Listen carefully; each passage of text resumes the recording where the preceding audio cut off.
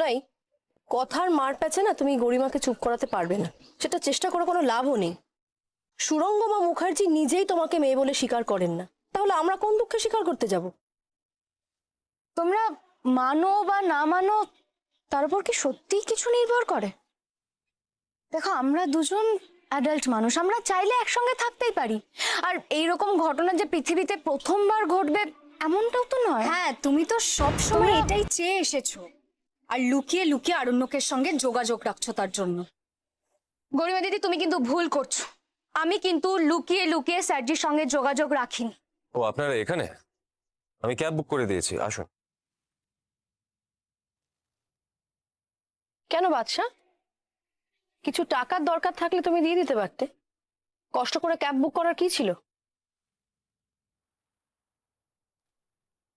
ভালোই হয়েছে, না হলে নিজের গাড়ি তেল পুড়িয়ে ওদেরকে পৌঁছে দিতে হতো। দিতে হতো না, আমার ইচ্ছে হয় তাই আমি যাই। কত টাকা লাগবে তোমার রোশনি?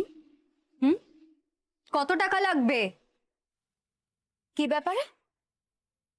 আমাকে না এত বোকা ভেবো না। ঠিক কত টাকা পেলে তুমি আরণ্যককে ছাড়বে সেইটার উত্তর দাও। গরিমা, চিৎকার করছো কেন? চিৎকার করার মতো তো আমি কিচ্ছু বলিনি। এইভাবে তুমি আমার সামনে রোশনাইকে অপমান করতে পারো না গরিমা। বাদশা, যে অপমানের যোগ্য তার সাথে আর কিভাবে কথা বলবে বলো তো? তোমাকে ক্যাব বুক করে দিতে কেন হলো? ওরা নিজেরা করতে পারে না?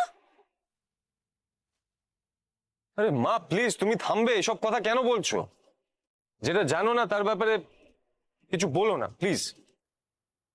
আর তোমরা কি ওকে দেখেছো? একবারও ওর দিকে তাকিয়ে দেখেছো কত কষ্ট পাচ্ছে মেয়েটা?